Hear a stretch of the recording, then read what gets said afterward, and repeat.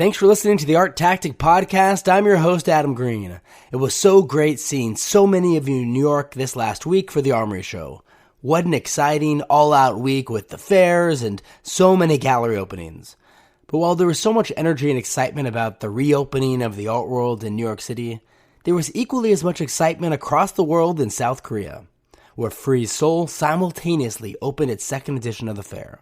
We wanted to see how the week went there, so in this week's episode of the podcast, we're joined by Andy St. Louis, a Seoul-based art critic. He's also the founder of Seoul Art Friend, an online platform dedicated to promoting contemporary Korean art.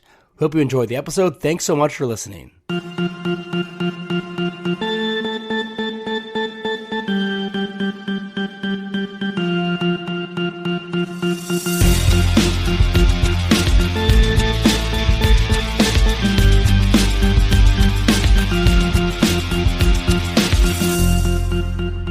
Andy, thanks so much for coming on. How have you been? Great. Hey, thanks for having me back.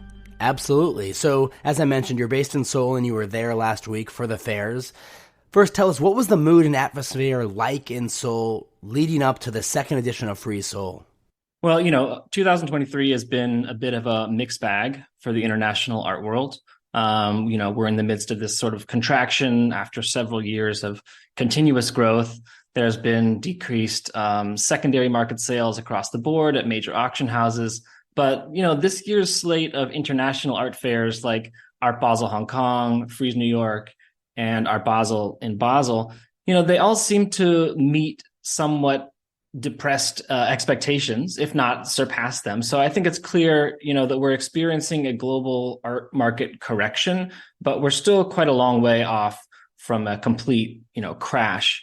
As far as Seoul, the art market here also has undergone a contraction this year, which was somewhat expected after last year when we had this really unprecedented increase in the country's total sales volume. So leading up to Frieze Seoul this year, I would say the galleries were for the most part cautiously optimistic, keeping in mind that the collector base in Korea continues to expand, particularly among younger collectors, and that Asian collectors on the whole constitute the fastest growing demographic in the global art market. As far as the mood on the ground here, I think there was much less uncertainty this year. It felt like people had a better sense of what to expect from Frieze Week compared to last year. A lot of the hype this year came from luxury brands. We had the likes of Dior, Chanel, Louis Vuitton, Hermes, Bottega Veneta, Prada, kind of a ridiculous list, all presenting brand activations and hosting parties to coincide with the fair. And not only that, but Seoul Fashion Week also took place during Frieze Week, which they moved up their spot, which typically takes place in October, to try to, capitalize on the art fair's ability to attract VIPs from around the world. Looking at the efforts of Frieze itself, in terms of building hype and generating buzz, one major initiative aimed at doing this was the second iteration of Frieze Film, which launched 2 weeks ahead of the fair, and they screened a program of film and video works by 14 Korean artists at 4 venues across the city. But let's also remember that Frieze wasn't the only game in town, because we also had Kioff Seoul. This is Korea's premier domestic art fair that's been going for more than 20 years. And it was, again, held concurrently with Frieze Seoul, both of the fairs occupying exhibition halls at the city's COEX Convention Center.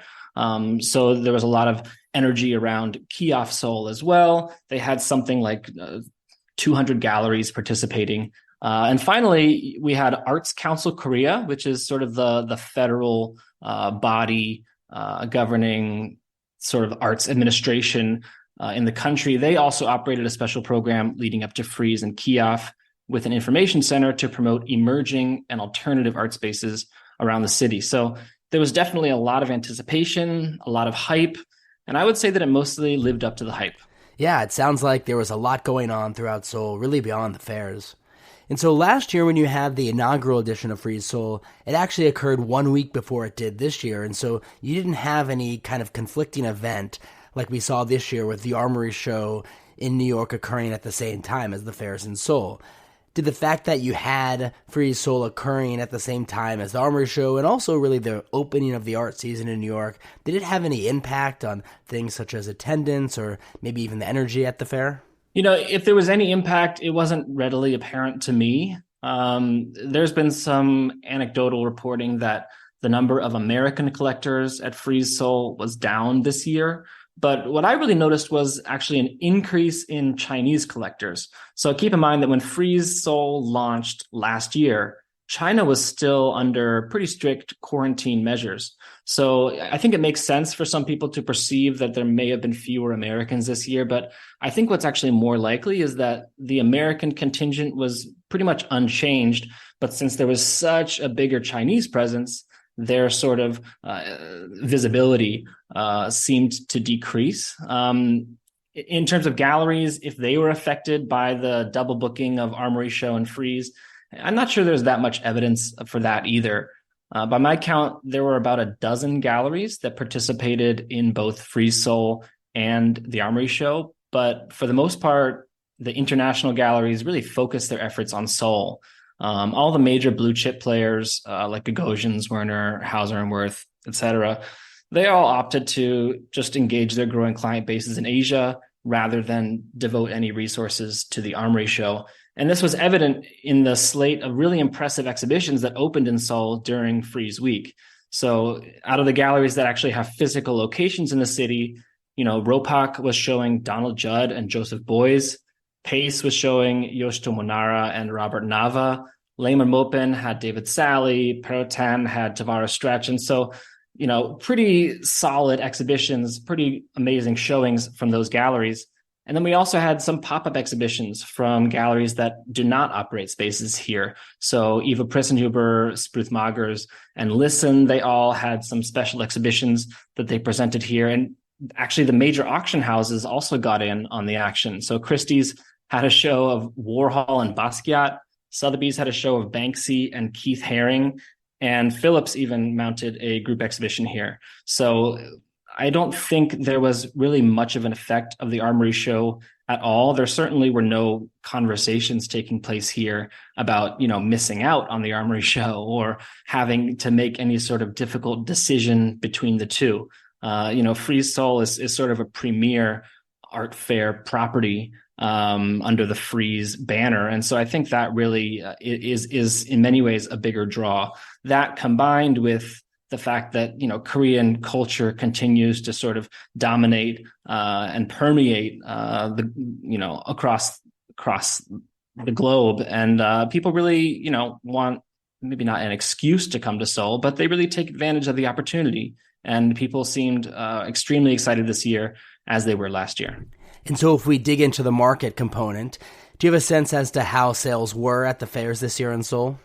I think the sales were, brisk, to put it, in sort of PR lingo. I think the sales were somewhat less splashy than last year. We didn't have a huge number of really high value works that sold. The general consensus seems to be that galleries brought works skewing toward the less expensive end of the spectrum. I think there's sort of a sweet spot in the market between about $50,000 and $150,000. And it seemed like galleries were mostly aiming there. Of course, there was, a fair share of high value sales. So Ropak had a Baselitz that sold for $1.2 million. Spruth Magers had a Rosemary Trokel for $1.3 million. Hauser had a Nicholas Party for $1.25 million. So, there's still some big works that sold, but we didn't see, multiple millions for a single work. And it seemed like the vast majority of the transactions pretty much took place under the $250,000 level. But one thing that's interesting and something that's emerged as sort of a trend among collectors at Frieze Seoul is a much more leisurely approach to closing deals. So both last year and this year, a lot of gallerists remarked that collectors in Seoul tend to show strong interest in works on the VIP day, on that first preview, and then they kind of wait a few days before completing the purchase. So, compared to collectors at other major international art fairs, Koreans tend to return during the fair's public days and kind of continue their conversations with dealers when the mood is a little bit less hectic. And for me, I think this really reflects the importance of developing personal relationships alongside business deals here in Korea, because collectors are really very keen on building trust and having a dialogue with the foreign gallery owners and sales directors and sort of building this rapport over time, which I think, is certainly present at other fairs, but I think it's really a dominant theme that takes place here in Seoul. Yeah, and related to that, I wanted to ask you, does it feel like galleries are still introducing their programs and even really themselves to collectors in Seoul at these fairs, or now it's the second year, we've seen more of a global marketplace over the last decade or so? Is there a strong familiarity between collectors and galleries at this point? I mean, I think it's a little bit of both, unsurprisingly. You keep in mind that a lot of these major international galleries already have a strong collector base here in Korea, as well as just across the Asian region, even if they don't have any sort of permanent exhibition spaces in Asia. A lot of big galleries have full-time sales directors based in Hong Kong or Shanghai or Seoul. And they've been working on these relationships with collectors for many, many years. Now, whether or not these galleries ultimately decide to enter the local market with physical locations is sort of undecided, but they're definitely conducting business here year round. And, Frieze Seoul really provides them with an opportunity to keep strengthening those relationships with local collectors. So those collectors really do, I think, have a pretty high awareness of these galleries' programs, of the artists, as well as the prices and what the market is doing related to those artists' careers. But of course, there are other galleries that are still in this kind of introduction phase here. A lot of mid-tier galleries, smaller galleries that participated in last year's Frieze Seoul, as well as this year's Frieze Seoul, they are still in the process of educating collectors about their programs and introducing their artists to collectors here in Seoul. I do think it is worth mentioning, though, that Korean collectors are widely, regarded as being quite sophisticated and well-informed about sort of international trends in contemporary art. So I do think it would be wrong to say that collectors here are somehow at a disadvantage when compared to their counterparts in Hong Kong or Singapore or other non-Western market hubs. I think they're really quite hungry for contemporary art and really savvy in terms of what they're looking for and how they collect. So, whether galleries are still in the introduction phase or they're really consolidating their relationships, I think Seoul continues to be a really good place for all these galleries to do business. And now that the fair week has concluded, if you take a step back and reflect, what were some of the key differences between this year's fair and last year's inaugural edition? Yeah, I mean, in terms of the fair itself, there was a significantly higher proportion of galleries with ties to Korea and Asia more generally. So this year, there were about 15% of the 121 galleries were Korean galleries. And then more than 50% of the total galleries are either based in Asia or they operate branch locations in Asia, which is, I think, quite significant and notable. A big part of this drive is the fair has this sort of emerging sector called Focus Asia, and they invite 10 emerging galleries from around the continent to stage solo artist presentations. And this year there were galleries from Seoul, Shanghai, Tokyo, Osaka, Bangkok, Singapore, and even Dubai. So quite a diverse spread there.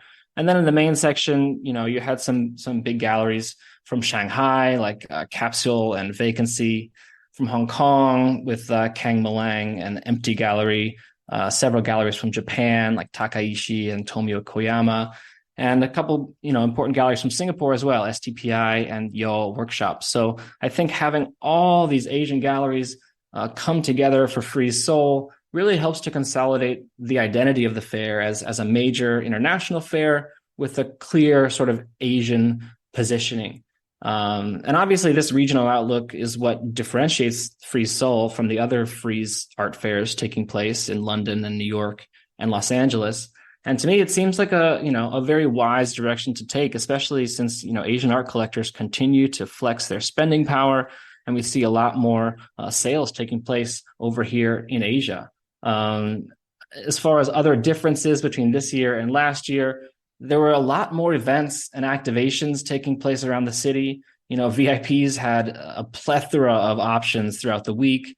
Things kicked off with this star-studded sort of gala at this upscale resort called Paradise, which is located, it's not even in Seoul, it's in Incheon, a neighboring city where the international airport is located. But then here in Seoul, we also had a bunch of really interesting parties. There was this one alternative art fair actually called Our Week, which had, very grungy hipster DIY vibes, had about 15 galleries. And it was always going late into the night with, a blend of street food and DJ performances and this really nice sort of open air lounge vibe, which was really lacking from a lot of the other events. I think everyone sort of expected there would be a more substantial calendar of events this year. And it seemed like everything pretty much lived up to people's expectations. Having said that, though, it did feel like a lot of events this year were really overbooked and pretty chaotic, actually. So it's clear there's still significant room for improvement. But considering this is only the second year to do Frieze Week in Seoul, I was still really impressed by the diversity of the different offerings and the enthusiasm of everybody who was in town to experience all these things. And lastly, before we let you go, you mentioned to us just before we started recording that you have a new book coming out focused on the Korean contemporary art scene. What can you share about that? Sure. Yeah. Very exciting. It's a large survey of Korean contemporary artists in their 40s and 30s. So they're all sort of from the millennial generation, which is really the next generation that's driving the Korean contemporary art world. So we're looking at these artists, sort of introducing their practices, lots of really beautiful images, and a couple of important essays that really contextualize sort of the millennial experience in Korea. So I kind of see this book as representing, really contemporary Korean history through the eyes and perspectives and experiences of these artists. It's going to be coming out in December with Skira is the publisher. It's in English, and yeah, I'll keep you posted on more details as they develop. But yeah, that's all I can really say for the time being. That's really exciting. Well, we'll definitely have to check it out once it's available. Andy, thanks so much again for coming onto the podcast and helping us recap the fairs in Seoul, as well as providing your valuable perspective on everything going on there. And if our listeners want to learn more about Seoul Art Friend, where can we find you? Yeah, you can just find it on Instagram. It's at Seoul Art Friend, documenting all the most interesting and important exhibitions that take place here in Seoul. A little bit of coverage of art news from the Korean art scene, and hopefully just a really insightful perspective on what's happening over here, which I hope people would take a look at. Great. Andy, thanks so much again. We appreciate it. Always a pleasure. Thanks, Adam.